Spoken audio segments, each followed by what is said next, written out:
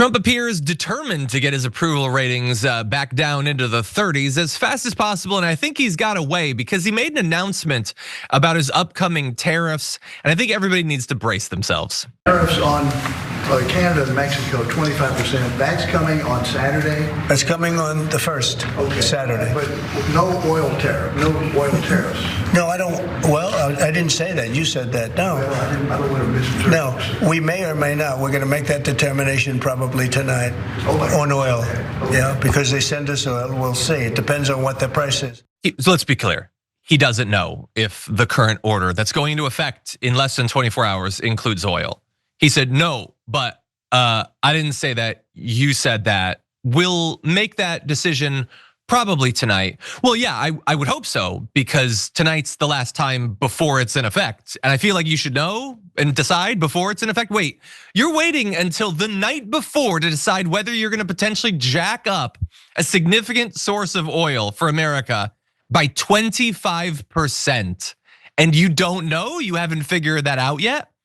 In what way does this comply with his bases wanting prices to go down, complaining about oil costs and everything? This is the sort of who the hell cares half-assed approach to dealing with this.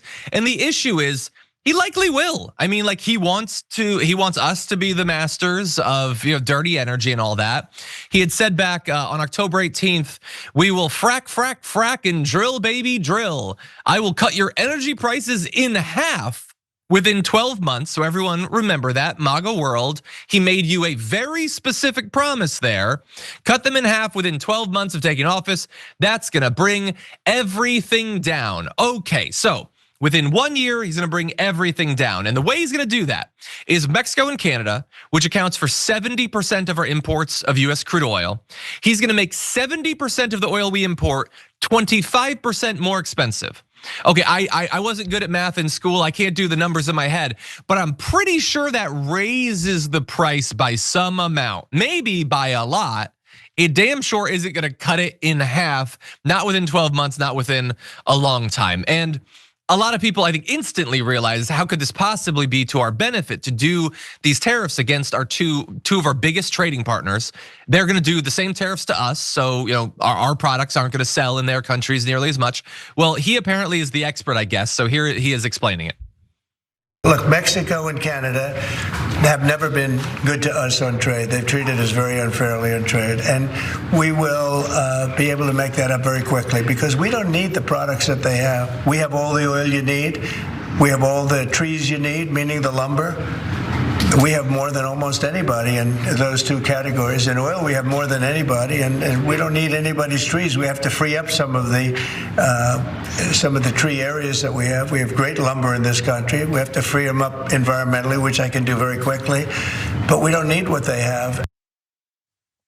Okay, now I understand that he doesn't know literally anything about construction, despite the fact that for decades he's been cosplaying as some kind of builder. But as a person who does build things and has bought wood, yeah, during the pandemic, when the supply chain stopped wood from Canada coming into America, it jacked the price up amazingly. Plywood still hasn't come back down to nearly the price it was before the pandemic.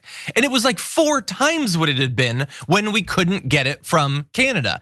Now, he's making promises that I guess, well, don't worry about that. We'll just chop down every redwood we've got here, just lay clear our forests or whatever. And that, I'm sure, in 5, 10, 20 years will make up for it. But that's an absolute disaster. We don't need any of their products. We don't need Canada's products. We need China's products. We need Mexico's products. His products are made in some of those countries. And so again, Brett, I don't know which I really prefer. I think this is gonna be absolutely devastating, but I do think that if he institute these things, I think the shock to our economy is maybe our best bet for people to realize how horrible a choice it was to make him president. But I'm conflicted. What do you think? A tariffs conversation has to be a jobs conversation, or it's a price conversation. Okay.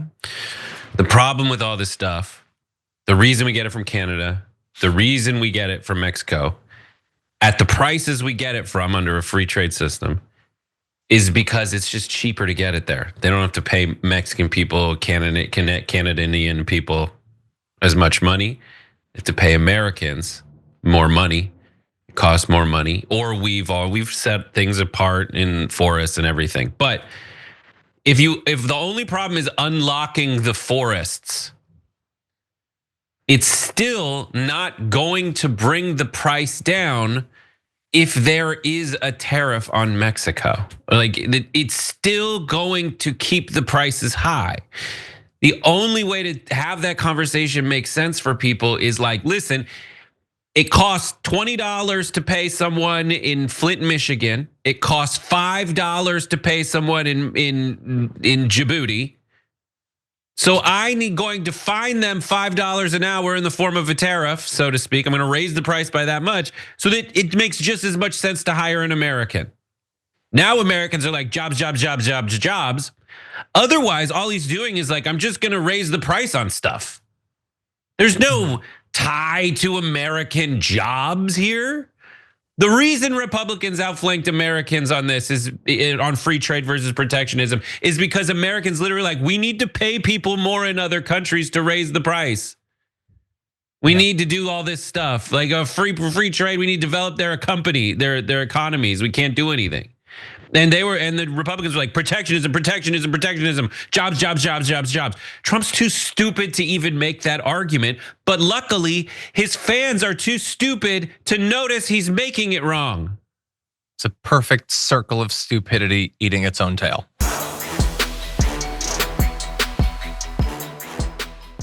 Thanks for watching our video. Did you know that you can support our show by becoming a subscriber? Just click the subscribe button and also ring the bell so that you get notifications when we're live or when we post new content.